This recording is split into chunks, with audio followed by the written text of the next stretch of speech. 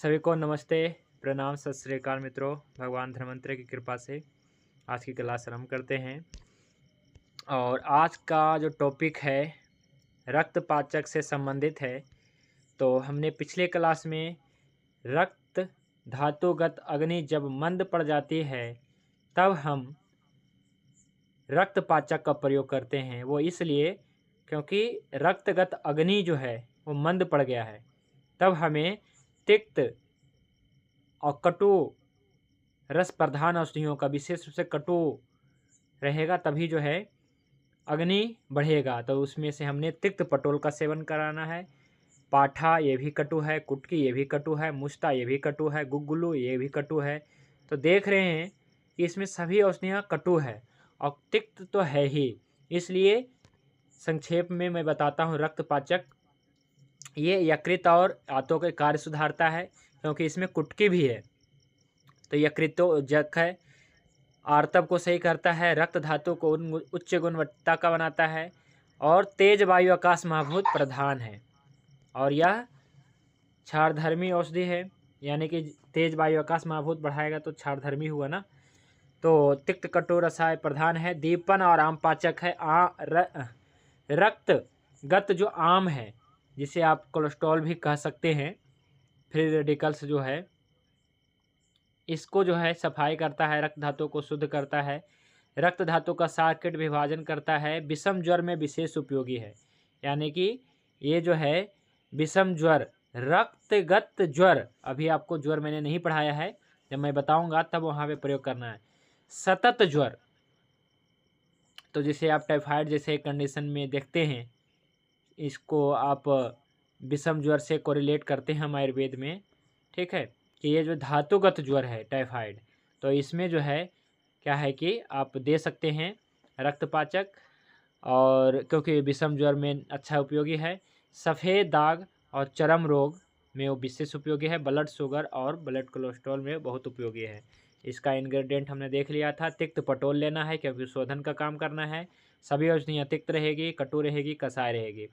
थोड़ा शरीबा को छोड़ करके बाकी सभी, वैसे शरीबा में तिक्त भी है लेकिन मधुर भी है। तो इस प्रकार से क्या है कि ये हो गया। 250 mg मात्रा लेना है, अपान काल में लेना है या ब्यान काल में लेना है। ये औषधि जो है रोगी के ऊपर निर्भर करता है कि रोग क्या है, अपान क्षेत्र में है या ब्यान क्षेत्र में है। तो पटोल का हमने गुणधर्म रसपाचक में भी देख लिया था, और रक्तपाचक में भी हम बता दिए कि ये कटु और तिक्त औषधियाँ हैं, आकाश महाभूत प्रधान है। और कल हमने शरीबा के बारे में पढ़ा था, और कुटकी के बारे में पढ़ा, मुष्टा के बारे में पढ़ा, और गुगलू के बारे में पूर्व पढ़ चुके हैं। तो आज हम पढ़ेंगे एक औषधि, उसका नाम है पाठा। क्या है जी? पाठा के बारे में पढ़ेंगे, क्योंकि जब तक इस कल्प के बारे में नहीं जानेंगे पूरे अच्छे तरीके, और इस कल्प के बारे में यानी कि रक्त पाचक के बारे में अच्छे तरीके कैसे समझ पाएंगे, जब इस पाचक में जो औषधियाँ डली है सभी के एक एक गुणधर्म देखेंगे। तो हम एक एक गुणधर्म कहते हैं, महाभूतों का विचार करना बहुत जरूरी है। तो क्या है कि आज जो औषधि है पाठा, जो कल हमने नहीं बताया था, क्योंकि हम इस कल्प को बहुत ही स्ट्रॉन्ग बनाना चाहते हैं, मतलब बहुत ही पावरफुल बनाना चाहते हैं, ताकि रिजल्ट हमें 100% मिले। तो पाठा के नाम पे क्या हो रहा है कि औषधियाँ नहीं मिल रही पाठा, क्योंकि बाज़ार में औषधियाँ ये नहीं मिलती है। पाठा नाम की वनस्पतियाँ बाज़ार में आप कहीं भी चले जाएं, चाहे नीमच मंडी चले जाएं या फिर आप दिल्ली के खौरी बावली चले जाएं, आपको पाठा नहीं मिलेगा। बड़े से बड़े पूरे जो है आप दिल्ली मार्केट ढूंढ लेंगे, पाठा नहीं मिलेगा। हाँ, इसके नाम पे कुछ और ज़रूर मिलेगा, क्योंकि सभी बेचना चाहते हैं। तो इसलिए क्या है कि ये सभी जो है हमने झेल चुके हैं, तो इसलिए क्या है कि आप सभी को बताना हमारा फर्ज है, ठीक है। तो आज जो है, हेलो गुरुदेव। हाँ जी, ग्वार पाठा की बात कर रहे हैं सर? नहीं हम पाठा मीन्स मतलब ग्वार पाठा। चलिए आज की क्लास में ये सब बताएंगे। देखिए अभी एक साथी का आ रहा है, बात बता रहे हैं कि ग्वार पाठा की तो बात नहीं कर रहे। देखिए ये भी तो एक पाठा ही है, ग्वार पाठा, राज पाठा भी है। पाठा नाम के बहुत सारी वनस्पतियाँ हो गई, लेकिन आज जो है 3 प्रमुख औषधियों के बारे में बताएंगे। तो क्या है कि ग्रुप में आपको टॉपिक मैंने भेज दिया है। टॉपिक हमने क्या लिख के भेजा है जी कि रक्त पाचक में पाठा, परिपाठा या सोना पाठा। देखिए, और एक तो अभी और आ गया है ग्वार पाठा। तो कितने प्रकार के हो गए पाठा जी, कौन से डाल दें इसमें? वैसे देखा जाए तो सभी पाठा का गुणधर्म है जी, सभी पाठा का गुणधर्म तिक्त है जी, है ना। जो मैं पाठा बताने वाला हूँ, जो रक्त पाचक में कौन सा पाठा डालनी चाहिए, ये आज का टॉपिक समझिए। और जो रक्त पाचक में डालनी चाहिए, तो जो पाठा डालनी चाहिए उसके डालने पे ही रिजल्ट मिलेगा, और फिर क्या है, रक्त पाचक पूर्ण होगा। तो ऐसा नहीं कि ग्वार पाठा डाल दें। लेकिन हाँ, कुछ नहीं मिल रहा है तो आप ग्वार पाठा भी डाल सकते हैं, सोना पाठा भी डाल सकते हैं, परी पाठा भी डाल सकते हैं, और मेन तो पाठा है जी, पाठा। तो इसके विविध नाम के बारे में जानेंगे। हालांकि हमें लगता है कि पाठा को और अन्य नाम भी शायद होगा, देखते हैं। तो चलिए जी, हम पाठा के बारे में पढ़ते हैं। आज का जो औषधि है प्रमुख रूप से पाठा है। पाठा के विविध भेद है, यानी कि इसके नाम के जैसा, स्वरूप के जैसा नहीं, स्वरूप तो एक ही है जो मैं आज आपको बताने वाला हूँ, लेकिन उसके नाम के जैसा बहुत सारे प्रचलित है। ग्वार पाठा, सोना पाठा, परी पाठा, है ना। और इस प्रकार से ग्वार पाठा वगैरह है तो ठीक है, नाम तो सेम है, लेकिन क्या है, एक जैसा मिलता है, लेकिन स्वरूप अलग अलग है, गुणधर्म अलग अलग है। और उन सभी पाठा में श्रेष्ठ जो होता है केवल पाठा नाम की वनस्पति है जी, इसको केवल और केवल पाठा कहते हैं। तो चलिए, सबसे पहले जो है पढ़िए यहाँ से कोई भी साथी, पाठा पाढ़ के नाम तथा गुण। पाठा के नाम तथा गुण। पाठा अंबष्ठा, अंबष्ठकी, प्राचीना, पापचेलिका, एकाष्ठिला, रसा पाठिका और वरतिक्तिका, ये सब नाम पहाड़ के है। पाढ़ उष्णवर्य, पाढ़ उष्णवीर्य, कटुरस युक्त, तीक्ष्ण, लघु, वात, कफनाशक एवं शूल, ज्वर, वमन, कुष्ठ, अतिसार, रथरोग, दाह, कंडू यानी खुजली, विष, श्वास, कृमि, गुल्म, उदर रोग और वर्ण को दूर करने वाली होती है। देखिए, अभी हम आगे पढ़ना है? हाँ, नहीं, ठीक है, ठीक है। तो देखिए, हम क्या पढ़ रहे हैं, रक्त पाचक में कौन सा पाठा का उपयोग करना है।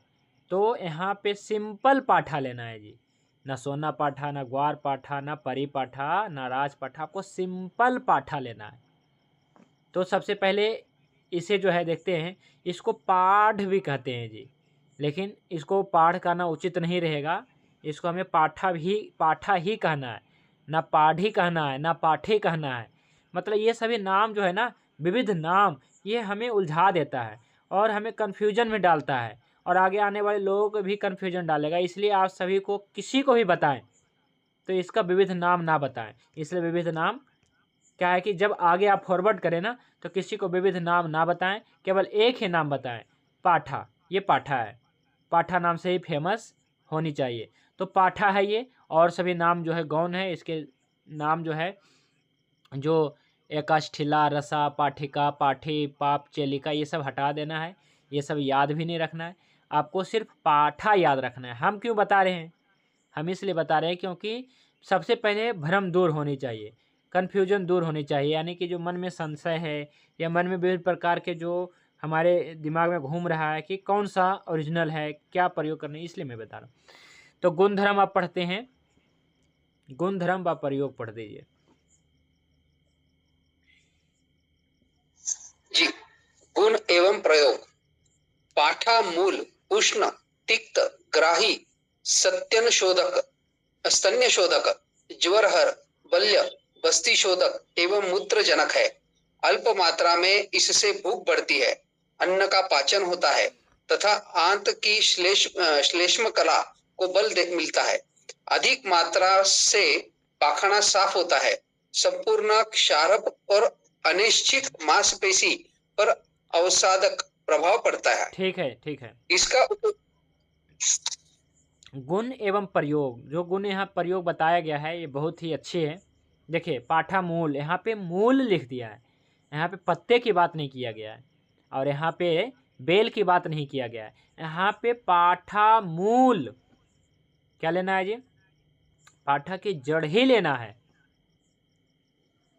ठीक है, ये क्या होता है, उष्ण होता है, तभी तो मंद अग्नि जो है वो ठीक होगा, रक्तगत मंद अग्नि जो है ठीक होगा।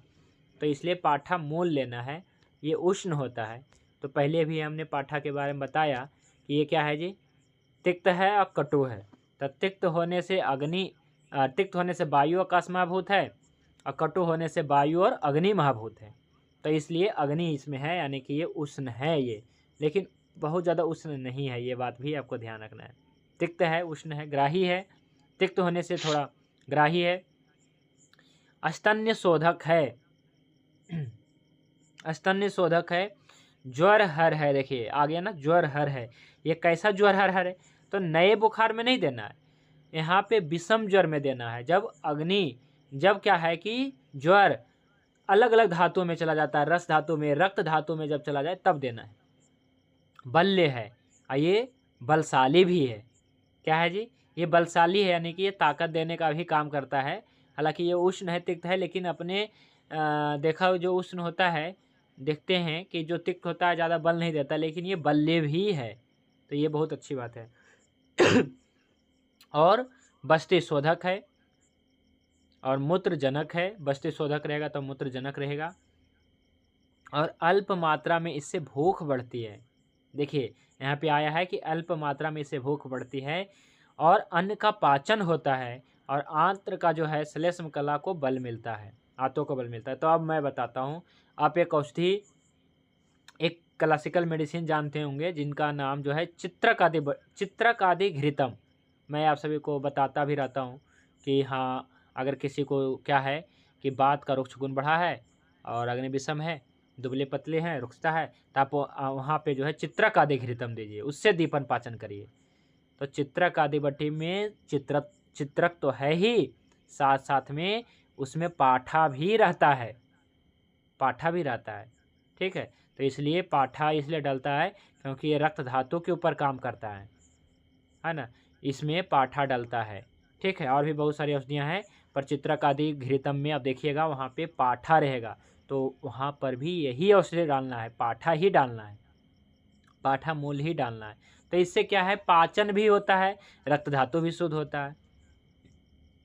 ठीक है, अन्न का पाचन होता है और आंतों को भी बल मिलता है। इसलिए तो ये जो शोथ को भी कम करता है, सूजन को भी कम करता है वैसे तो अधिक मात्रा से जो है लेट्रिन साफ होता है। और क्योंकि अन्न का पाचन होता है तो आम का भी पाचन होता है, आम का भी पाचन होता है, ये पाठा करता है।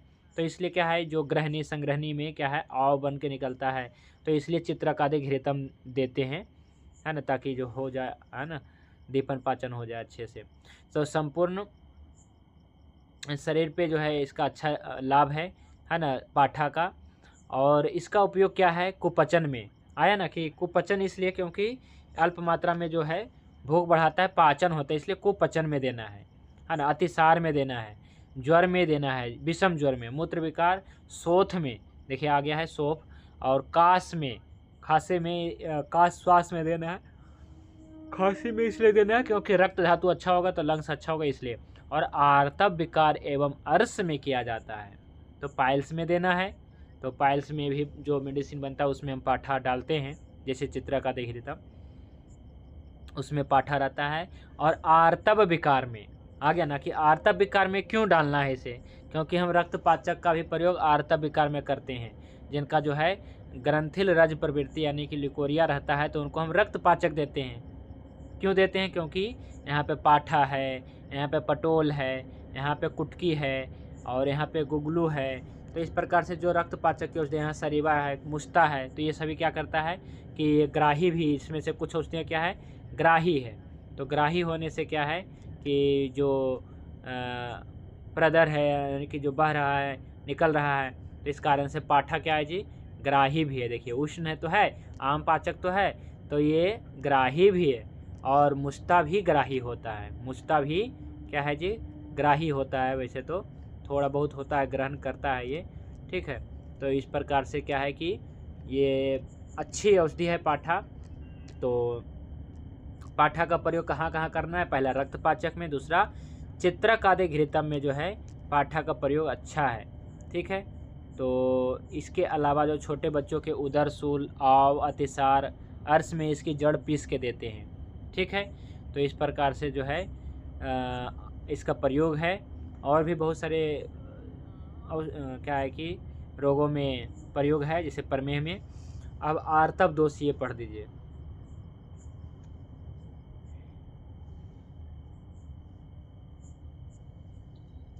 आर्तव दोष पाठा त्रिकटु तथा कुटजत्व के निर्मित क्वाथ से 10-20 मिली मात्रा में पीने से आर्तव दोष यानी ग्रंथि भूत आर्तव मासिक धर्म से संबंधित विकार में लाभ होता है।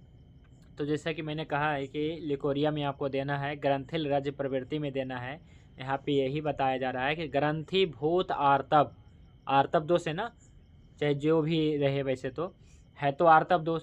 तो ग्रंथि भूत जब आर्तव हो तब इस पाठा का प्रयोग करना है। तो देखिए किसके किसके साथ प्रयोग हो रहा है। त्रिकटु के साथ प्रयोग हो रहा है। और कुटज त्वक, कुटज के बारे में मैंने बताया था ना, कुटज और इंद्रजौ मैंने पढ़ा दिया है। तो ये भी क्या है जी, ग्राही है। तो एक तो जो बह रहा है इसको रोकेगा, और आम का पाचन करके, है ना, रक्त का आम का पाचन करके, सोठ है, काली मिर्च है, पीपली है, ये सब अग्नि को बढ़ाएगा। तो रक्तगत अग्नि मंद जो है वो ठीक हो जाएगा। तब क्या है, ग्रंथि भूत आर्तव वो ठीक हो जाएगा। इसलिए पाठा का प्रयोग आर्तव दोष में विशेष रूप से प्रयोग है। ठीक है जी। पाठा का, तो पाठा का प्रयोग जो है आर्तव विकार में मुख्य रूप से आप कर सकते हैं। और भी बहुत सारे बीमारियों में आप दे सकते हैं। रक्तगत जितने भी अग्निमंद हैं, रक्तगत अग्निमंद होने से जो भी बीमारियां हैं, सभी बीमारियों में आप दे सकते हैं। तो ये था क्या है कि पाठा के बारे में संक्षेप वर्णन। और भी इसमें रासायनिक संगठन देख सकते हैं। और पाठा क्या है जी, कटु है, तिक्त है, उष्ण है, लघु है, रुक्ष है, तीक्ष्ण है। तो यही सब जो पहले मैंने बता दिया है, इसमें यही बताया गया है संक्षेप में। अब इसकी पहचान देख लेते हैं। ग्रुप में इसका पहले ही फ़ोटो आ चुका है। 5-10 दिन पहले ही किसी साथी ने छत्तीसगढ़ से हैं, वहाँ पे इन्होंने इस प्रकार से फ़ोटो भेजा है। इसमें कुछ फल भी आते हैं जो प्राय मतलब नहीं मिलता है, वैसे तो कहीं कहीं ही देखने को मिलता है। तो एक साथी ने देखिए कितना अच्छा भेजा है। इसमें लाल लाल से फल होते हैं, मतलब छोटे छोटे होते हैं, पोई के जैसे, गिलोई में भी लगते हैं ना, इसी प्रकार से। और ये देखिए इसका जो पत्ते हैं जी, इसका ये पहचान कर लीजिए। और यदि किसी को क्या है कि पाठा के बारे में ना, पाठा के बारे में यदि जानना है तो यूट्यूब पे भी 5 या 10 मिनट का वीडियो डाला हुआ है, तो आप वहाँ से भी देख लीजिएगा। इसका गुणधर्म देख सकते हैं, इसकी जड़ कैसे होती है। क्योंकि आपको पत्ते नहीं लेना है, इसकी जड़ लेना है ना। तो एक बार यूट्यूब पे जाइए, है ना, प्ले लिस्ट में जड़ी बूटी परिचय रहेगा, वहाँ पे सोना परिपाठा का भी बताया है मैंने, और आपको ये पाठा का भी परिचय बताया है। तो सबसे अच्छा रहेगा, क्लियर तो आप पहचान करना है तो वहीं से करना है। यहाँ पे केवल गुणधर्म मैं सही से बता रहा हूँ, बाकी परिचय है, देखना है कि जड़ कैसी होती है किसी को, तो आप यूट्यूब पे जा कर के देखिएगा। ठीक है। तो पाठा का इस प्रकार से पत्ते होते हैं, काफ़ी ज़्यादा अच्छे लगते हैं, सुंदर लगते हैं पत्ते। और इसकी जड़, है ना, और ये रक्त धातु के जो के ऊपर काम कर रहा है। ठीक है। तो ये था पाठा के बारे में संक्षेप वर्णन।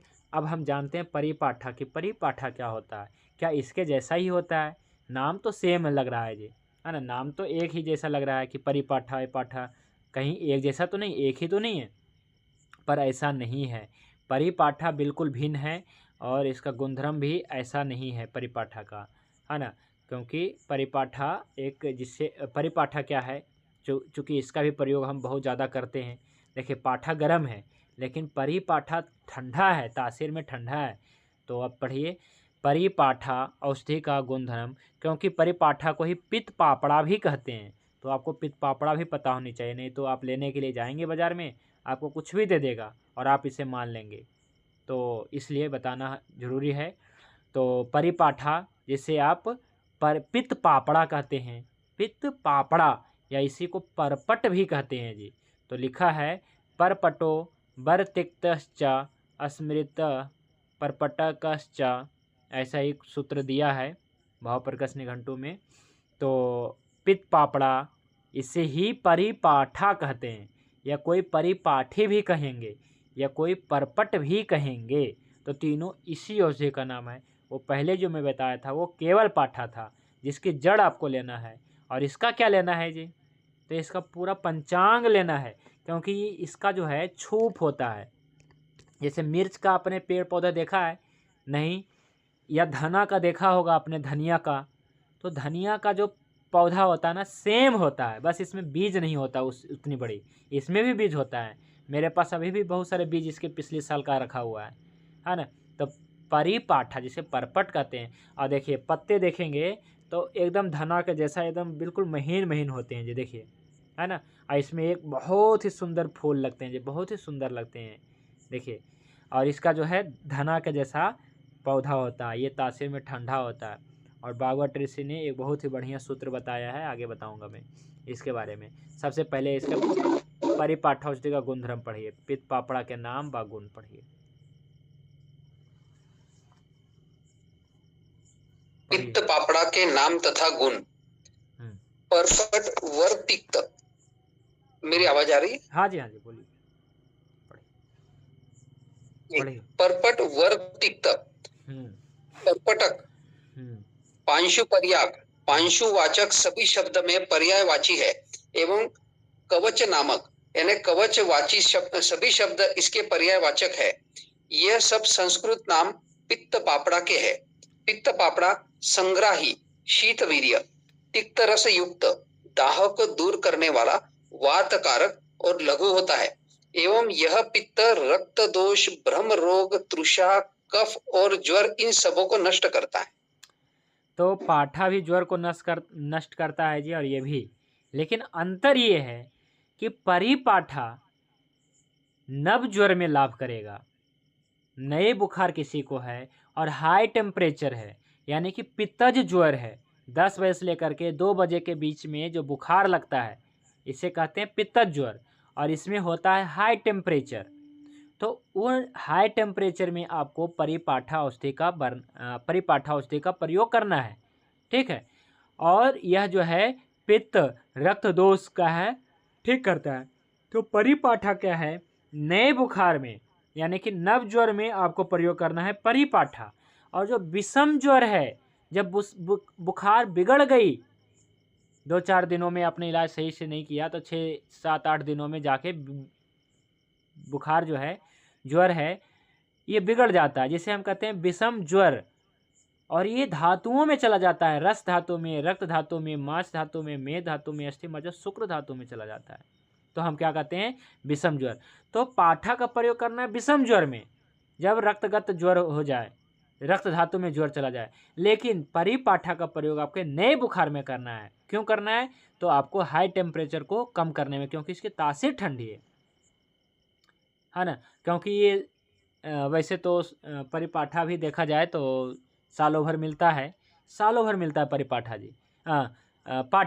पाठा सालों भर मिलता है, क्योंकि ये बेल होती है, जड़ें होती हैं, और जड़ें जो होती हैं क्या है कि लगी रहती है ना, और बहुत नीचे होती हैं, है ना, 1 फुट नीचे होती है ये।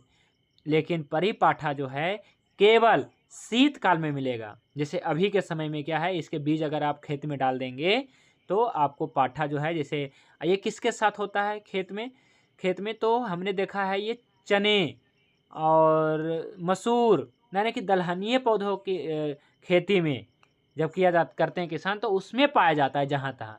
तो मैंने पिछले साल क्या है कि दलहन वाला पौधा से ही, खेत से ही मैंने निकाला था, और उसमें से बीज काफ़ी ज़्यादा इकट्ठा मैंने किया।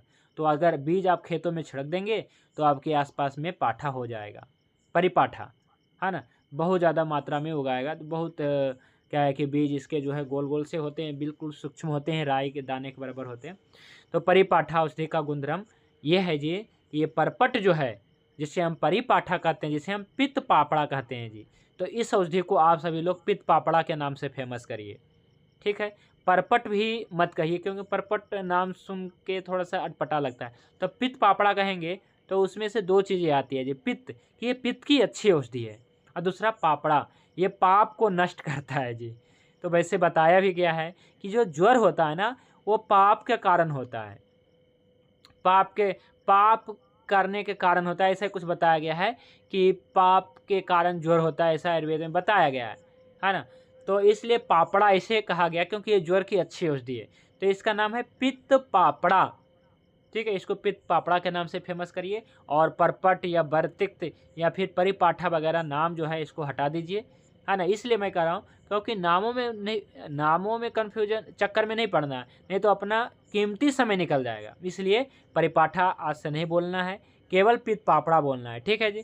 ताकि इससे क्या होगा, मैं जब भी कहूँगा कि पित्त पापड़ा लेना है या फिर परिपाठा लेना है, ऐसा मैं कहूँगा ही नहीं, हमेशा कहूँगा पित्त पापड़ा लेना है। इस कल्प में पित्त पापड़ा आपको प्रयोग करना है, इस रोग में आपको पित्त पापड़ा देना है। तो आपको समझनी चाहिए कि पित्त पापड़ा हमने क्या कहा, ठीक है। तो पित्त पापड़ा है ये, ठीक है। तो ये कैसे होती है जी, तो धनिया जो होता है इसके स्वरूप जैसा हो, धनिया के जो छुप है ना बस सेम होता है जी, सेम एक जैसा, मतलब कि पत्ते भी जैसा है, और वो भी छुप है ये भी छुप है न। वो मतलब क्या है कि छोटे छोटे 2 फीट तक अधिक ऊंचाई होती है इसकी, तो अच्छा है ना ये। तो इसका अब क्या है कि और भी गुणधर्म है, वो मैं बता देता हूँ। इसे खेत पापड़ा भी कहा गया है। तो देखिए खेत पापड़ा क्यों, खेत में तो होता है, क्यों होता है खेत पापड़ा इसलिए भी कहते हैं, वैसे तो सभी खेत में होते हैं, लेकिन जो पाठा होता है ना वो मेड़ पे ज़्यादा होता है। जैसे हम निकलवाते हैं ना पाठा, तो मेड़ पे, है ना, जो मोटे मोटे जो होता है मेड़ होते हैं ना, बड़े बड़े मेड़ होते हैं खेतों के, है ना, सड़क के किनारे, वहाँ पे पाठा मिलता है, इसके जड़ें खुदाई करवाते हैं। और ये जो होता है खेत में होता है, मेड़ पे नहीं होता है, ये खेत में होता है, फसलों के साथ होता है, इसलिए खेत पापड़ा भी इसे कहते हैं जी, अच्छा नाम है। तो हम इसका नाम जो है पित्त पापड़ा ही लेकिन जानेंगे। शीतल है, ज्वरघन है, दाह सामक है, यानी कि वही हो गया कि हाई टेम्परेचर को कम करने वाला है, ठीक है जी। तो पित्त ज्वर में इसलिए बागवट ने क्या सूत्र बताया है, मुष्टा परपटे ज्वरे, कल भी मैंने बोला था, मुष्टा परपटे ज्वरे, यानी कि ज्वर में क्या देना है जी, नए बुखार में क्या देना है, तो मुष्टा देना है और पित्त पापड़ा देना है, मुष्टा परपटे ज्वरे, ठीक है जी। किसी को अगर ज्वर आ रही है, अब देखिए क्या है कि बहुत ज़्यादा आगे फिर भी दे सकते हैं, अगर ज़्यादा प्यास लग रही है तो, हाई टेम्परेचर है तो देना है, लेकिन अगर नए बुखार है तो केवल और केवल, यानी कि लगता है कि आने वाला है तो केवल ये दे दीजिए, तो बुखार आएगा ही नहीं, लौट जाएगा। इसलिए इसका नाम, इसे सूत्र बागवट ने कहा है। और जानते हैं सबसे अंतिम अध्याय में कहा है, बागवट ऋषि अष्टांग हृदय का समापन करते हुए कहा है, अंतिम अध्याय में 48 नंबर सूत्र है, अंतिम अध्याय में उत्तर स्थान के 40वां अध्याय में कहा है, मुष्टा परपटे ज्वरे। अब देखिएगा, यानी कि ज्वर में मुष्टा देना है, नागर मोथा देना है और पित्त पापड़ा देना है, तो ज्वर लौट जाता है, ठीक हो जाता है, यानी कि प्रमुख औषधि।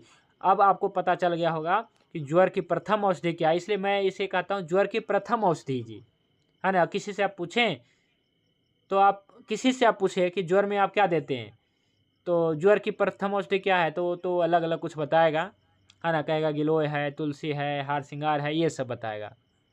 लेकिन जो शास्त्रों में लिखा है वो नहीं बताएगा आपको, बिल्कुल नहीं बताएगा, क्योंकि पता नहीं है।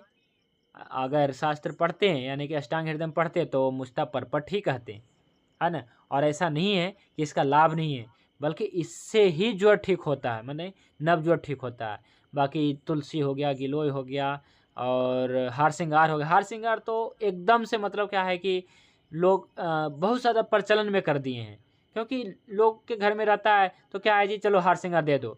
इस कारण से जैसे कहते हैं विषम ज्वर में क्या देनी चाहिए, तो हार श्रृंगार। मैंने किसी से पूछा कि बुखार की प्रथम औषधि क्या है, तो कहा सोट, काली मिर्च, पिपली, तुलसी, ये सब ऐसा बता दिया। मैंने कहा कि जो शास्त्रों में है वो बताइए, तो बता ही नहीं पाए, है ना। मैं इसलिए पूछता रहता हूँ क्योंकि लोगों का लगता है कि हमने अष्टांग हृदय में पढ़ लिया, है ना, जबकि वो पढ़े रहते नहीं है। सिंपल सा प्रश्न है ना, कि ज्वर की प्रथम औषधि क्या है, यानी ज्वर में पहले क्या देनी चाहिए, तो मुष्टा परपट प्रशंसित है सूत्र रूप में बागभट द्वारा, चरक द्वारा। तो आप तुलसी गिलोय को क्यों फेमस कर रहे हैं, जहाँ पे जो फेमस है, जैसे गिलोय को कहा गया बात रक्त में, गॉउटी अर्थराइटिस में फेमस है ये, बागवट ने भी कहा है, चरक ने भी कहा, तो आप उसको वहाँ पे फेमस करिए ना, तो जहाँ पे जो चीज़ें हैं अच्छी उसको वहाँ पे बताइए ना। आप ज्वर है, ज्वर में भी आप गिलोय दे रहे हैं, क्यों दे रहे हैं? पहले आप जो शास्त्रों में प्रशस्त है उसको दीजिए ना। अगर रिजल्ट नहीं मिलता तो आप कुछ भी दीजिए जो आपसे मिल रहा है, लेकिन कभी देते नहीं है। लेकिन फिर कहते हैं कि ये ऐसा है वैसा है, फिर जो है बुखार बिगड़ जाती है या दब जाती है। एक चीज़ और मैं कहना चाहता हूँ, बुखार बिगड़ जाती है या फिर दब जाती है और फिर महीनों तक कमजोरी बना रहता है, महीनों तक कमजोरी बना रहता है, एक एक महीना तक कमजोरी बना रहता है ना। तो ऐसा होता है, किसी को देखेंगे बुखार मेरे को खुद को मतलब क्या है 4-5 साल पहले बुखार आया और इसको मैंने दवा दिया था। कैसे? हरसिंगार का काढ़ा पी करके, तुलसी, गिलोय, नीम, इस प्रकार से 10 प्रकार की औषधियाँ मिला करके, जायफल, जावित्री वगैरह मिला के, है ना, कोरोना काल में आया था, दवा दिया मैंने। तो क्या हुआ कि कम से कम 1 महीने तक कमजोरी बनी रही। अगर आप वहीं मुश्ता पर पटे ज्वरे करते हैं तो कमजोरी नहीं रहती आपको। या फिर महासुदर्शन देते पहले, है ना, या फिर जो है मुश्ता पर पटे ज्वरे, और इसके बाद जो औषधियाँ बताई गई है अमृतारिष्ट या बासा या फिर जो भी है बताऊंगा ज्वर चिकित्सा में, तो कमजोरी नहीं आती है। यानी कि ढंग से इलाज हो जाता है तो कमजोरी नहीं आएगा। ढंग से इलाज नहीं होगा, केवल दबाने का प्रयास करेंगे, तब क्या होगा, कमजोरी महीनों तक बना रहेगा। तो इसलिए क्या है कि इसका जो है मुश्ता पर पटे ज्वरे जो सूत्र है, इसका पालन आप सभी लोग करें। तो जो ये जो परपट है, मुश्ता के बारे में हमने कल पढ़ लिया, तो परपट है या पित्त पापड़ा इसे कहना है। ये पित्त व्याधि में बहुत उपयोगी है। पित्त के जब उष्ण गुण बढ़ जाता है तब आप परपट का, पित्त पापड़ा का, है ना, पित्त पापड़ा का प्रयोग करें। जब पित्त का उष्ण गुण बढ़ जाए, तीक्ष्ण गुण बढ़ जाए, उष्णता में विशेष रूप से, तब क्या है कि पित्त पापड़ा का प्रयोग करना है। पित्त बढ़ जाए तो पित्त पापड़ा का प्रयोग करना है। ठीक है जी। तो ये था। अब इसका जो संक्षेप में जो है अलग अलग नाम भी है ना, ये आप देख सकते हैं। और इसका जो है संक्षेप में वर्णन भी, है ना, चरक ऋषि में भी कहा गया है इसे, और भागवत ऋषि ने भी कहा है। ठीक है। तो पित्त पापड़ा क्या है जी? तो तासीर में ठंडा है क्योंकि ये तिक्त है, संग्राही है ना, यानी कि पित्त के उष्ण गुण के कारण अगर ब्लीडिंग हो रहा है तो वो भी ठीक करेगा, तो संग्राही है। रोचिक कारक है, वर्ण है, यानी कि त्वचा को अच्छा करेगा। अग्निदीपन है, तृष्णा शामक है, यानी कि जिसको बार बार प्यास लग रही है, जिसे ज्वर है ना, और बहुत ज़्यादा पित्त बढ़ गया है, तो पित्त ज्वर है, तब आप वहाँ पे जो है पित्त पापड़ा दे सकते हैं। तब उसकी जो है तृष्णा मिटती है, प्यास मिटता है। तो रक्त पित्त पे काम करता है पित्त पापड़ा। भ्रम, तृष्णा, ज्वर, दाह, अरुचि, गलानी, मद, हृदय रोग, भ्रम, अतिसार, इस प्रकार से बहुत सारे कंडुनाशक भी है। तो खुजली भी ठीक करेगा क्योंकि तिक्त है, और तिक्त होने से ये क्या करता है, रक्त का शोधन करता है। ठीक है। तो इस प्रकार से देख सकते हैं, ये लाल फूलों वाली, गुलाबी फूलों वाली, है ना, धनिए के जैसा इसका पौधा होता है। तो किसी भी साथी को अगर इसको बीज चाहिए ना, तो मैं आप सभी को निःशुल्क दे दूंगा। मेरे पास बहुत सारा है ना, जिसका जो है वो तो मैं दूंगा ही। तो मैंने अभी 2-3 साथियों को भेजा भी था, है ना। तो क्या है कि पित्त पापड़ा, जैसे आपके कोई खेत है ना, आसपास में, उसके खेत में डाल देना है। केवल एक बार बस डाल दीजिए, वो हर साल उगेगा अपने आप, अपने अपने ऋतु में जी, इस समय उगने वाला है। ठीक है जी। तो पित्त पापड़ा जो है अच्छी औषधि है जी। ठीक है। तो अगली औषधि हम देखते हैं। गुरुजी, ये हमारे यहाँ बहुत ज्यादा मात्रा में होता है। अच्छा, बहुत होता है। कौन से खेत में होता है, किस फसल के साथ? ये आलू के खेत में होता है, गेहूं के खेत में होता है, सरसों के खेत में होता है। हाँ, आलू में कैसे होता है? आलू में तो निराई कर दिया जाता है, आलू में घास भी नहीं मिलता है आलू के अलावा। निराई नहीं होता, जो पक्की सीजन का होता है आलू, तब जब उसका नार चला जाता है, आलू का नार जो है पौधा खत्म हो जाता है, तब उसमें हो जाता है। ये पूरा खेत मतलब जो दवा लेता है। तो दलहनिये में आपने नहीं देखा है क्या? देखिए, ये जो जैसे हमारे यहाँ होता, मैंने वो बात कही है। चलिए ठीक है। तो आपने उपयोग किया इसका खेतों से लाके? नहीं, इसका अभी हमने कभी भी उपयोग नहीं किया। करना चाहिए ना प्रयोग, आप तो करेंगे। चलिए, है ना। तो क्या है कि बहुत सारे साथी जो है औषधियों के बारे में जानते हैं, देखे हैं, लेकिन इसका पहचान करके अब इसका प्रयोग भी करने के लिए सीख रहे हैं, है ना। तो अजय जी इसे हम बहुत सारी औषधियों को इसे जो हम है गजर्रो कहते हैं गुरु क्या, जी। हाँ इसे हम गजर्रो कहते हैं, गजर्रो।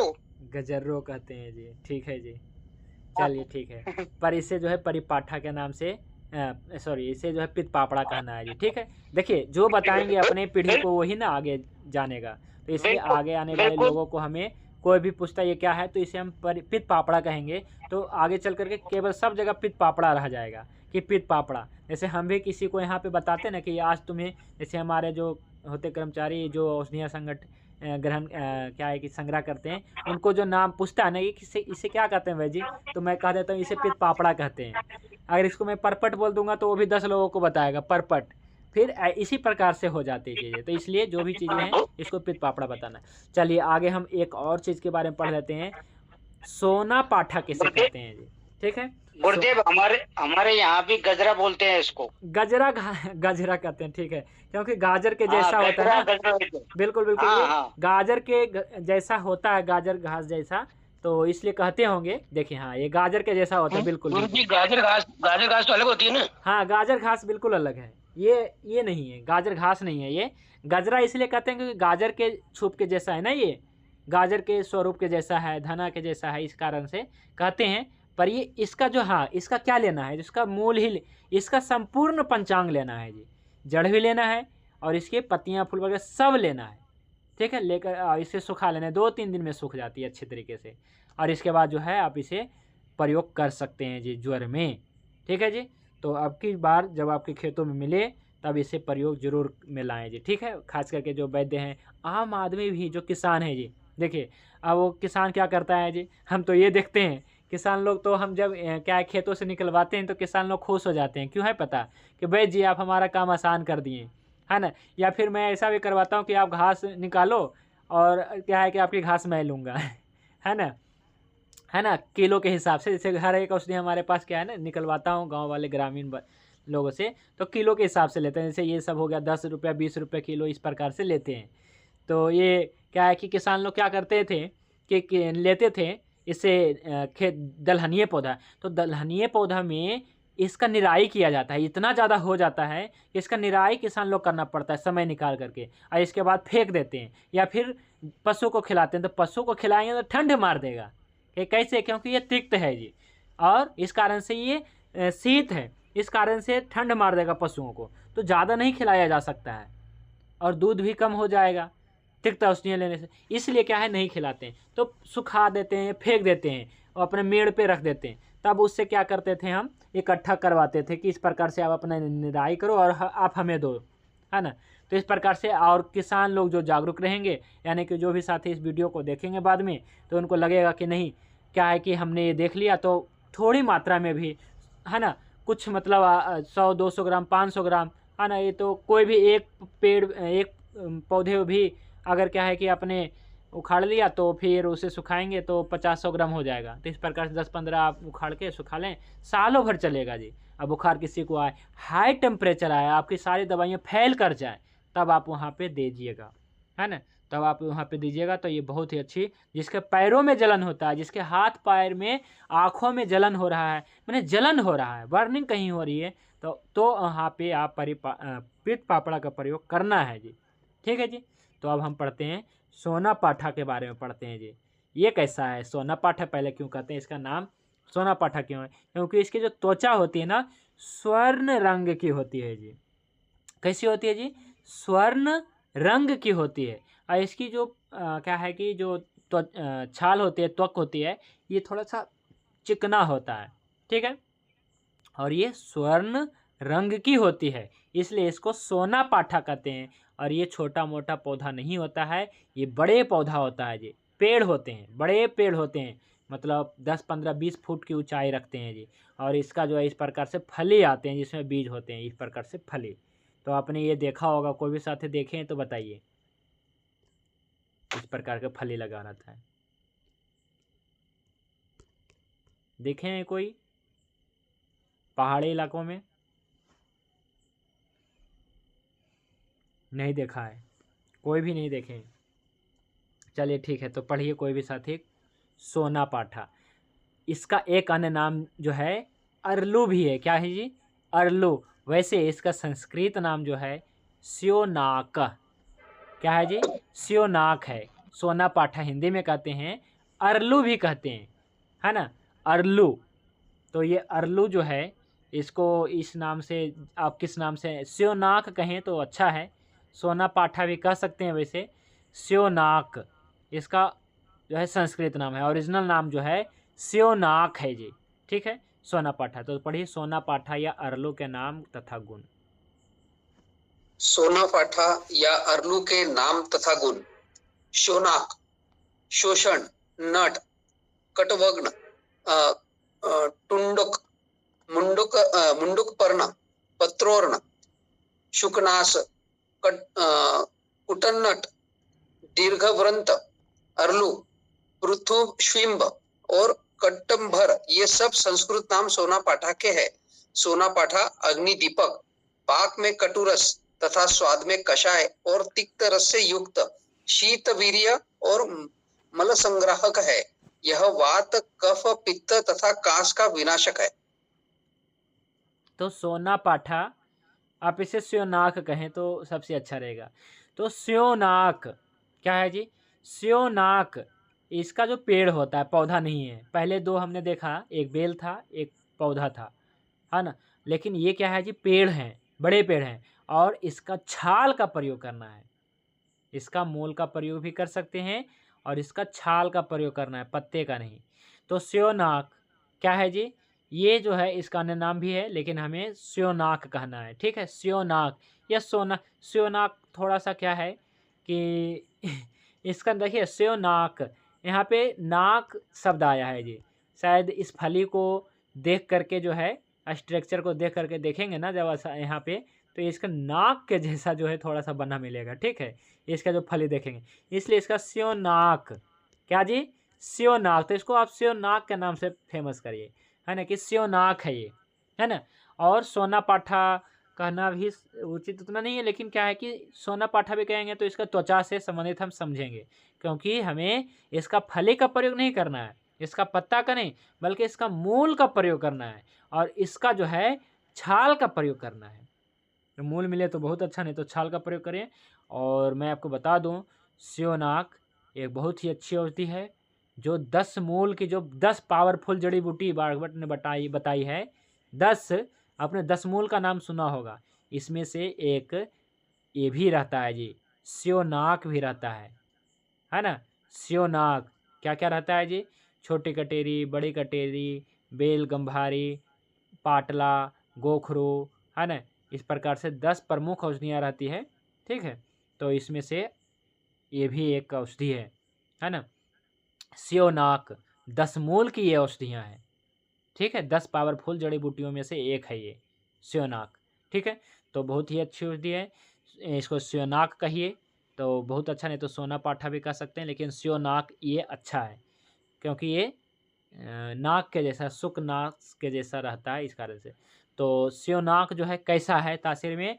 तो अग्नि दीपक है, मंदु अग्नि को ठीक करता है, और पाक में कटु है, स्वाद में चूँकि ये जो है तिक्त है, और कसाय है, तासीर में ठंडा है, मल संग्राहक है, मल को बांधने वाला है, और यह वात, कफ तथा पित्त का नाश, कास का विनाशक है। त्रिदोषामक बताया गया है इसे भी। तो ये बहुत ही अच्छी औषधि है, मैंने बात का भी कुछ गुणों को ठीक कर रहा है ना, पित्त के और कफ के। तो इस प्रकार से क्या है कि स्योनाक जो है क्या है जी? तासीर में ठंडा है, तिक्त कसाय रस प्रधान है, और भी इसके जो है गुणधर्म है। तो क्या हृदय के लिए हितकर है, कसाय है, और सोना पाठा का कोमल फल के बारे में यहाँ पे बताया जा रहा है। वैसे तो ये वात कफ नाशक है, ये हृदय को हितकर है, पर हम यहाँ पे इसका प्रयोग नहीं करते हैं फल का, हम इसके जो है त्वक का ही प्रयोग करते हैं जी। ठीक है, तो ये जो है, और भी अग्निदीपक तो है ही, गुल्म और अर्श में भी कृमिनाशक इसका जो है लाभ बताया गया है। अब इसका जो है देख लेते हैं, इसका मूल और छाल का प्रयोग, ये पढ़ दीजिए, गुण और प्रयोग पढ़े। गुण और प्रयोग। सोन पाठा के मूल की छाल उत्तम स्वेद जनन, कुछ वेदना स्थापन, दीपन, बस्ती रोग हर, स्तंभन, व्रणरोपण एवं शोधर है। इसके बीज रेचक होते हैं। इसकी छाल का प्रयोग आमवात, अतिसार, कास, अरुचि एवं ज्वर में किया जाता है। तो इसका प्रयोग कहाँ करना है जी? तो आम बात में प्रयोग करना है ना। ये सोना पाठा का प्रयोग कहाँ करना है? तो आम बात में करना है, रोमेटिक अर्थराइटिस में करना है। इसलिए अगर किसी को आम बात है जी, तो आप वहाँ पे क्या देते हैं बताइए? आप वहाँ पे 10 मूल देते हैं कि नहीं? 10 मूलारिष्ट भी देते हैं, या 10 मूल काढ़ा भी दे सकते हैं, या 10 मूल से जो है सेकाई भी कर सकते हैं। तो चूँकि उसमें सोना पाठा है, और भी है, जैसे गोखरू भी रहता है ना। तो ये भी क्या है, आम बात में उपयोगी है। गोखरू बहुत ही अच्छा उपयोगी है। तो क्या है कि गंभारी भी रहता है, बेल भी है ना, अरनी भी है, छोटी कटेरी, बड़ी कटेरी भी है। तो 10 मूल के जो 10 औषधियाँ हैं वो सभी आम बात के लिए अच्छा है। तो इसलिए सोना पाठा का प्रयोग आपको आम बात में, रोमेटिक अर्थराइटिस में किया जाता है तो करना है। अतिसार में, कास में, खांसी में, है ना, और अरुचि एवं ज्वर में किया जाता है। तो ये जो है ज्वर में ज़्यादा हम उपयोग नहीं किए हैं, हम तो ज़्यादा आम बात में करते हैं, इसलिए मैं बता रहा हूँ आम बात में इसका प्रयोग करना है। तो सोना पाठा क्या है जी? जिसे आप स्योनाक कहते हैं। ये बहुत ही अच्छी औषधि है। इसका कुछ रासायनिक संगठन आप देख लीजिएगा। तो स्योनाक उष्ण होने से कफ तथा वात शामक है, सभी को पता है। तिक्त होने से क्या है जी? ये तिक्त होने से ये पित्त शामक है। तो मैंने बताया ना कि ये लगभग त्रिदोष शामक है। ठीक है। बात और कफ के उष्ण गुण को ठीक कर बात और कफ के क्या है, हाँ, स्योनाक उष्ण है ना, तो उष्ण होने से बात और कफ के जो है शीत गुण को ठीक करेगा। ठीक है। और जो है तिक्त होने से ये पित्त का तीक्ष्ण गुण को ठीक कर सकता है। ये उष्ण का तो नहीं, लेकिन तीक्ष्ण गुण को ठीक करेगा, है ना। इसके अतिरिक्त शोथ को दूर करने वाला है, मूत्रल है, इसलिए आप आम बात में देते हैं, है ना। इसलिए आप जो है डायबिटीज़ में भी आप दे सकते हैं इसे, तो है ना। लेकिन ये शोथघन बहुत ही अच्छा बताया गया है। ठीक है। तो ये जो है इसकी जो त्वचा है ये मूत्रल है, विशेष रूप से मूत्रल है, बलकारक है, वातानुलोमक है ना। तो इस प्रकार से जो है सोना पाठा का भी गुणधर्म मैंने बता दिया। और बाकी एक ग्वार पाठा है ना, क्लास के आरंभ में ही ग्वार पाठा भी बता दिया। पर ग्वार पाठा तो आप सभी जानते हैं जी, एलोवेरा, इसे आप घृत कुमारी कहते हैं जी। इसको ग्वार पाठा ना कहें, इसको आप जो है घृत कुमारी कहें, है ना, तो बहुत अच्छा रहेगा। आप इससे क्या है कि कन्फ्यूजन में ना होगा, ग्वार पाठा ना कहें, ज़्यादा अच्छा रहेगा, घृत कुमारी ही कहें, जो क्या है कि शास्त्रों में जो नाम है। ठीक है। तो ग्वार पाठा के भी गुणधर्म कुछ ऐसे ही मिलते जुलते हैं, है ना। तो आज हमने बता दिया कि रक्त पाचक में आपको क्या प्रयोग करना है ये, ताकि आपको जो है 100% रिजल्ट मिले। तो अपना टॉपिक क्या चल रहा है जी? रक्त पाचक चल रहा है। कि रक्त पाचक क्या है, कैसे बनता है, तो मैं कल बता दिया था कैसे बनता है। इसमें से जो औषधियों का जो गुणधर्म है ये मैंने बता दिया, आज कंप्लीट हो गया है, और भी कंप्लीट कर दिया मैंने, सभी क्लियर हो गया कि पटोल में क्या डालना है जी आपको। तो पटोल में आपको तिक्त पटोल डालना है। और सरीवा में क्या डालना है? तो 2 प्रकार के सरीवा है, तो इसमें आप श्वेत सरीवा डालना है ना। कृष्ण भी डाल सकते हैं मिले तो। और पाठा में क्या है, केवल और केवल पाठा डालें, ना कि सोना पाठा, परी पाठा, राज पाठा, ग्वार पाठा, ये सब नहीं डालना है। और कुटकी तो एक ही प्रकार के होता है, उत्तम क्वालिटी का कुटकी डालें। और मुश्ता में कौन सा डालें? तो कोई भी डाल सकते हैं, लेकिन जो अनोपदेश में है, जलीय इलाका में होता है, वो सबसे अच्छा होता है। ठीक है, ये भी मैंने बता दिया। और गुगलू भी डालना है। तो जो हम कल्प बताते हैं, है ना, तो इसकी जो है औषधियों की गुणवत्ता को बनाए रखने के लिए हम आज मैं बता रहा हूँ। नहीं तो अभी मैं आपको क्या बताता कि इसका जो है प्रयोग, विविध प्रयोग बताता, लेकिन प्रयोग तो बता दूंगा, लेकिन क्या है कि औषधियों की गुणवत्ता ही नहीं बन पाएगा, तब आपको रिजल्ट कहाँ से मिलेगा। तो इसलिए कहा गया चिकित्सा के 4 पाद हैं। ऐसा नहीं है कि केवल हम इसका अच्छा प्रयोग जानते हैं लेकिन अच्छी औषधि ही नहीं, या फिर अच्छी औषधि है इसका हम अच्छा प्रयोग जानते ही नहीं है। तो दोनों चीज़ें हैं जी। अब आपको दोनों चीज़ें पता चल गई कि इस अच्छी क्वालिटी का कैसे बन पाएगा, और दूसरी प्रकार है कि इसका अच्छा प्रयोग कैसे हम इसका कर सकते हैं। जैसे आपको कोई बंदूक चलाने दे दिया जाए तो आपको चलाना नहीं आता है तो आप नहीं चला पाएंगे, है ना। तो दोनों चीज़ें हैं। या फिर आपके पास बंदूक तो दे दिया गया है लेकिन ये खराब है तो भी नहीं चल पाएगा, निशाना नहीं लग पाएगा। तो निशाना लगाने के लिए दोनों चीज़ें आवश्यक है कि आपको जो दिया गया है वो सबसे पहले जो है अपने गुणों से परिपूर्ण हो, अपने गुणों से जो है क्या है जिसे कहा गया है कि अपने अपने गुणों से संपन्न हो। बहुकल्पम बहुगुणम संपन्नम, संपन्नम योग्य औषधम, भागवत का पहला सूत्र है ये, अष्टांग हृदय में पहला अध्याय में ये सूत्र है। बहुकल्पम बहुगुणम संपन्नम योग्य औषधम, यानी कि जो औषधि है अपने गुणों से संपन्न होनी चाहिए, और जो औषधि है इसका जो है महाभूतों का विचार करके अच्छा प्रयोग हमें करना चाहिए, तभी रिजल्ट मिलेगा। ऐसा नहीं कि औषधि एक नंबर की है पर हमें प्रयोग नहीं आता है, या फिर हमें प्रयोग बहुत अच्छे तरीके से आता है पर औषधि में वो गुण है ही नहीं, अपने गुणों से संपन्न है ही नहीं, तो भी आपको रिजल्ट नहीं मिलेंगे। तो रिजल्ट के लिए दो चीज़ें बहुत ही जरूरी है, वो मैंने बता दिया। तो रक्त पाचक निर्माण कैसे करना है, तो इसी विधि से करना है, ठीक है जी, तभी आपको रिजल्ट मिलेंगे। और इसमें जो है पाठा डालना है, तो पाठा के संदर्भ में हमें लगता है कि कोई कन्फ्यूजन नहीं होगा। फिर भी आप सभी के मन में कोई भी संशय है तो जरूर पूछिए। हाँ जी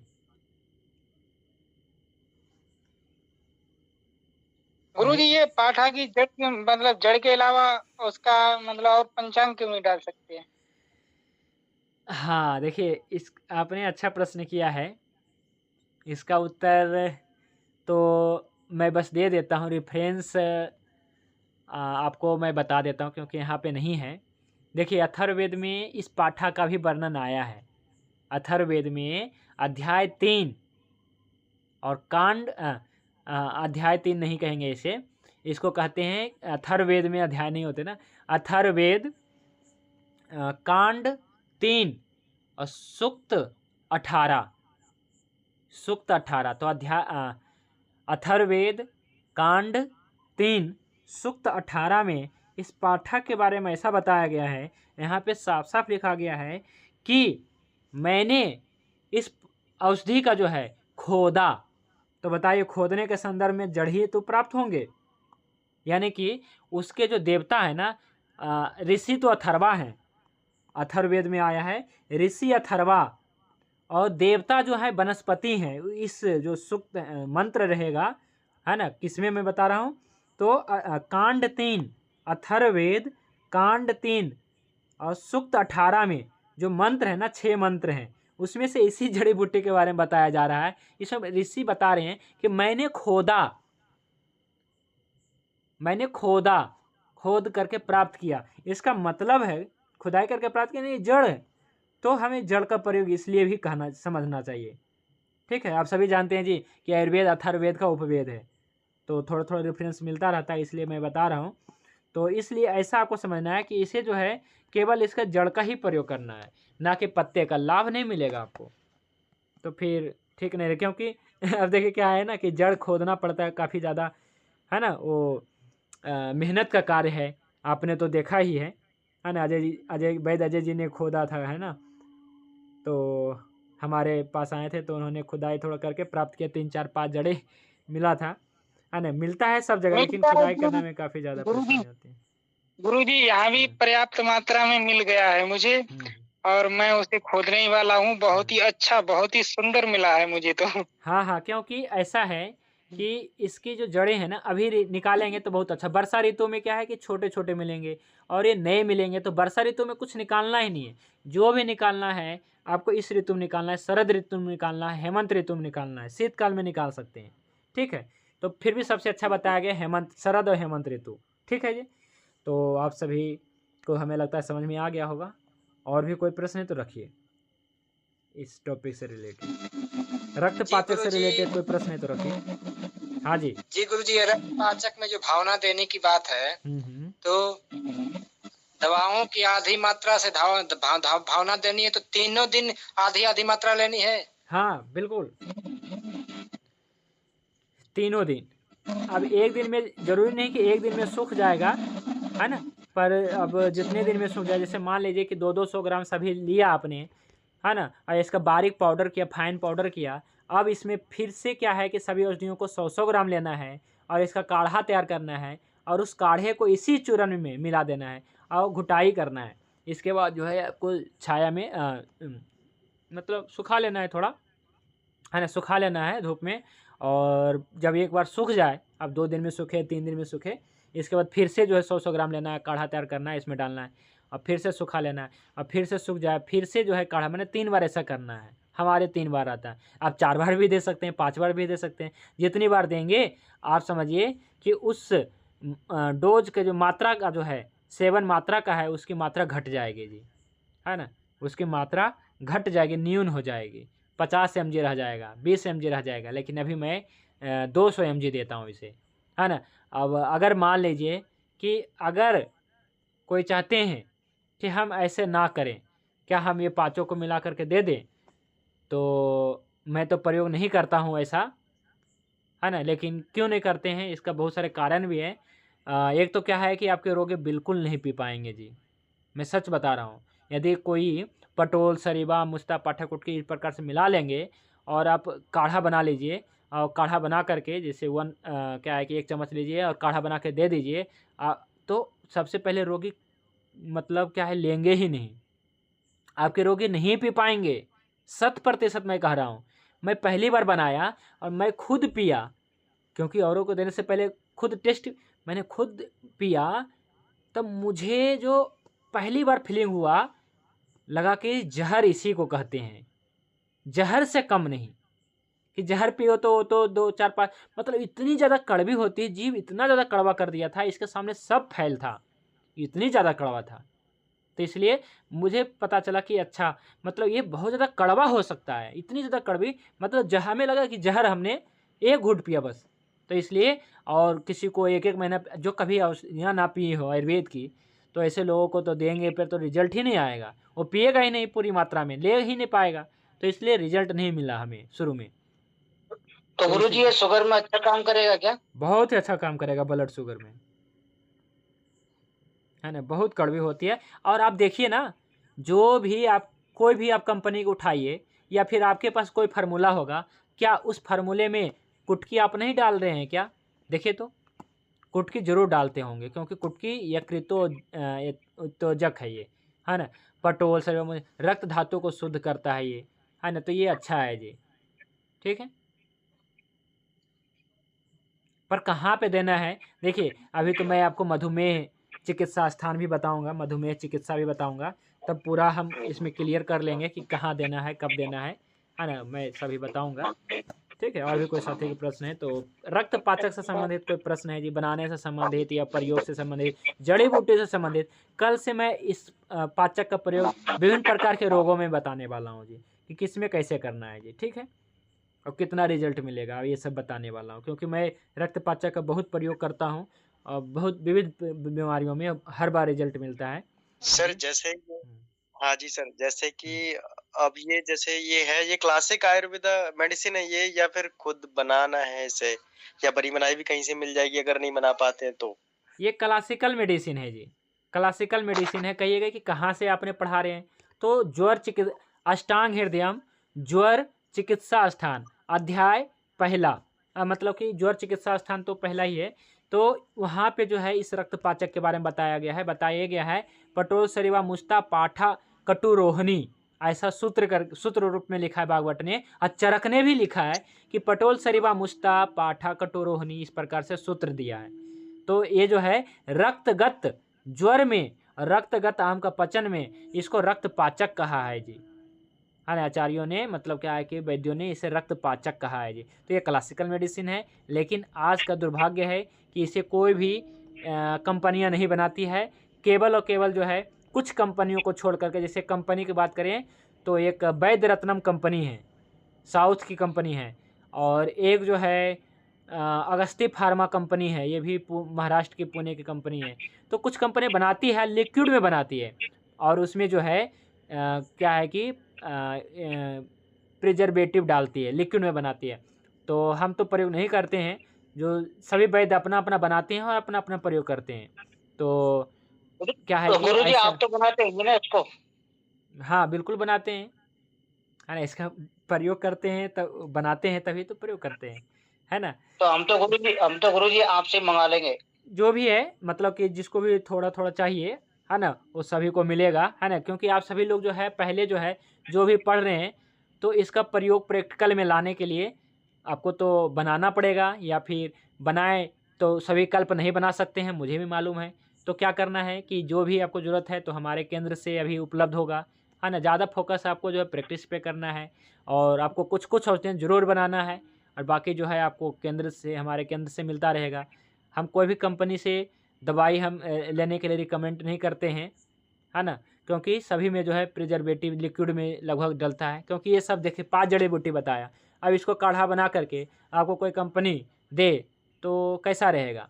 तो हमें नहीं लगता है कि बहुत अच्छा रहेगा ये, तो इसमें प्रिजर्वेटिव रहेगा, है ना, और नुकसानदायक रहेगा, और भले लाभ मिलेगा पर उतना लाभ भी नहीं मिलेगा, ये बात भी जान लीजिए, उतना लाभ भी नहीं मिलेगा जितना इस प्रकार से बनाने में लाभ मिलेगा आपको, है ना, रोगी को। गुरुजी अगर इसका काढ़ा बना के और प्रयोग में किया जाए तो करे कितने ना, दिन तक रख सकते हैं इसको? कितने दिन तक रख दिन सकते नहीं हैं? रखना है। अगर आप पटोल, सरीवा, मुस्ता, पाठा, कुठी को आप लेते हैं और जौ कुटा कर लेते हैं और काढ़ा बना के देते हैं, जैसे आधा चम्मच, 1 चम्मच, आधे गिलास पानी में उबाल के छान के, तो सुबह बनाए सुबह पिलाएं, शाम को बनाए शाम को पिलाएं, तो ऐसे कर दे सकते हैं। लेकिन यही है कि आपके कोई भी रोगी या आप स्वयं नहीं पी पाएंगे, इतने ज़्यादा, मतलब कि क्या है कि कड़वी होती है बहुत ज़्यादा, इसके जहर की श्रेणी में आप रख सकते हैं, कति जहर बन जाता है ये। ठीक है जी। तो इसलिए मैं बता रहा हूँ, इसको इस प्रकार से ही देना, ताकि रोगी को क्या चाहिए जी, रोगी को आराम चाहिए, और रोगी को औषधि भी सेवन करने में परेशानी भी नहीं आनी चाहिए। मैं आपको बताता हूँ कि जब हम कड़वी औषधियाँ दे देते हैं ना, तो भले ये ठंडा औषधियाँ रहे, तासीर में ठंडी औषधियाँ रहेगा, लेकिन रोगी को जानते क्या लगेगा, रोगी को गर्म लगेगा, क्योंकि वो कभी, आजकल क्या एलोपैथी दवाइयाँ सभी लेते हैं, तो क्या है कि आयुर्वेदिक दवाइयाँ जो नहीं लेते हैं ना कभी जीवन में, और कभी ले लेते हैं बाई चांस हमारे पास आते हैं, तो शिकायत ही करते हैं कि भाई जी आपकी दवाई गर्म है, जबकि आप कुछ भी आप दे दें, इसको आप परपट भी दे देंगे ना, उससे आप चंदन भी दे देंगे, तभी पे इसको लगेगा कि वो तो गर्म दवाई ही था। क्यों? क्योंकि उसका काढ़ा पीने से उसके जो है डाइजेस्ट नहीं हुआ है। तो ईजी डाइजेस्ट के लिए, समझ रहे हैं, ईजी डाइजेस्ट के लिए आपको एक कल्प बनाना ही पड़ेगा, रक्तपाचक। ठीक है जी, हाँ, क्योंकि ये इजी डाइजेस्ट हो जाता है। जब भावना देते हैं ना तो ये सूक्ष्म हो जाता है, और सूक्ष्म होने से ये इजी डाइजेस्ट हो जाता है, आसानी से पच जाता है, तो तुरंत लाभ भी करता है। ठीक है जी। तो आज के लिए बस इतना ही, शांति पाठ करके आज की क्लास को विराम देते हैं। ओम ध्यो शांति अंतरिक्षम शांति पृथिवी शांति आपः शांति औषधयः शांति वनस्पतयः शांति विश्वदेवः शांति ब्रह्म शांति सर्वं शांति शांतिरेव शांति सामा शांतिरेधि। ओम शांति शांति शांति। सभी को नमस्ते, शुभ रात्रि। भगवान धन्वंतरि की कृपा आप सभी पे बने रहे। जय धन्वंतरि, जय आयुर्वेद।